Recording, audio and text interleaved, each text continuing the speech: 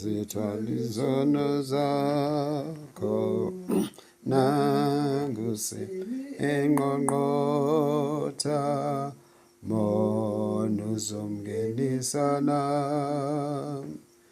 uyinkosi yobukhosi sheshula lelizwi lakhe umvulele inhliziyo thana ngena nkosi yami uvume okomhlaba ngebhu Kristu bethelweyo kanandawo yokuhlala enhlizweni ayivela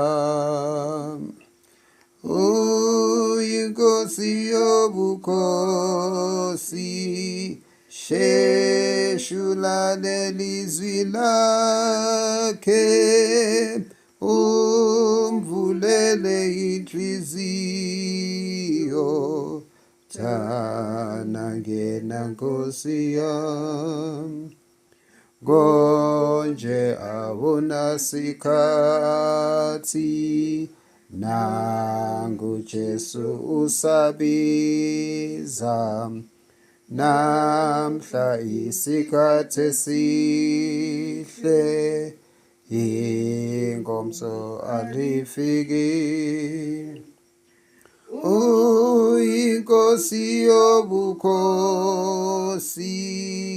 sheshula lelizwi lakhe umvulele inhliziyo thana ngena nkosi yami dela konke dela manje olomusa luyadlula masinyane uzokufa akungabe zonweni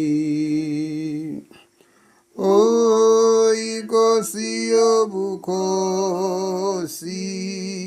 sheshula lelizwi lakhe umvulele inhliziyo thana ngena nkosi yami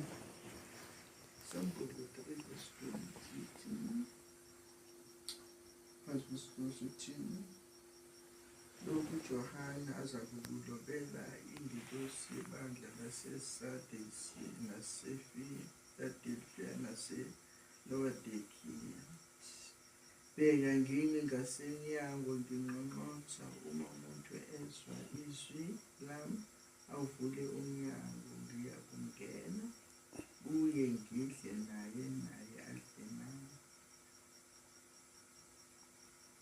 Onqobayo ngiyakumnika ukuba ahlale nami esihlalweni sami sobukhosi, njengalokhu nami nganqoba ngahlala noBaba esihlalweni sakhe sobukhosi. Onendlebe makezwe lokho akushoyo umoya emabandleni. Jesu uthi umi uyanqonqotha emnyango. Uma sizwa izwi lakhe sivule umnyango, angivulele umuntu umnyango, ngiyawungena ngidle naye. Ukunqonqotha kwaJesu kukhuluma ngenhliziyo zethu. Inhliziyo yethu ivume ukumvulela umnyango wenhliziyo yethu ivume.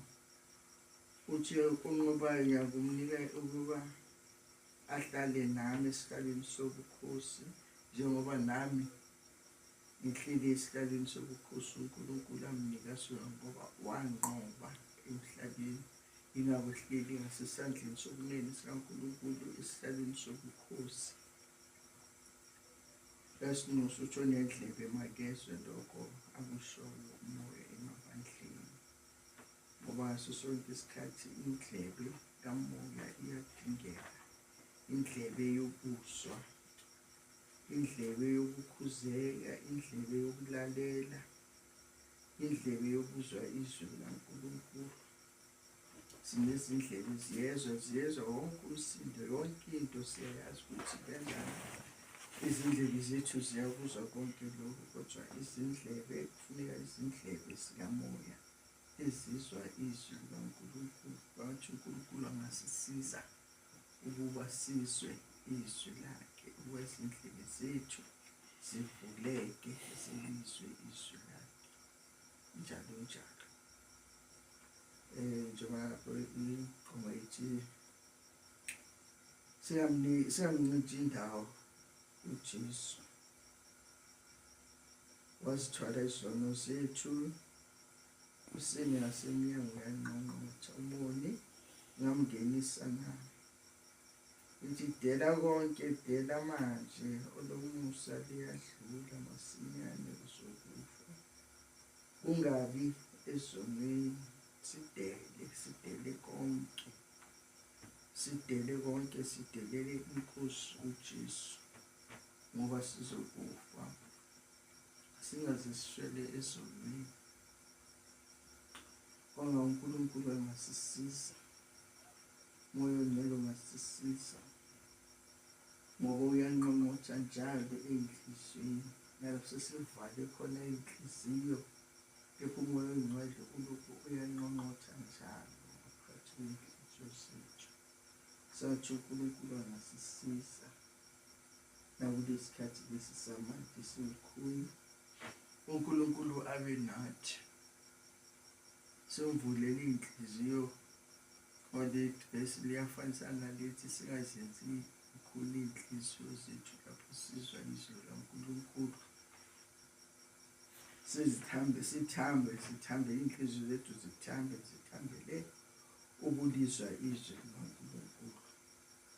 Amen. Amen. Number 24.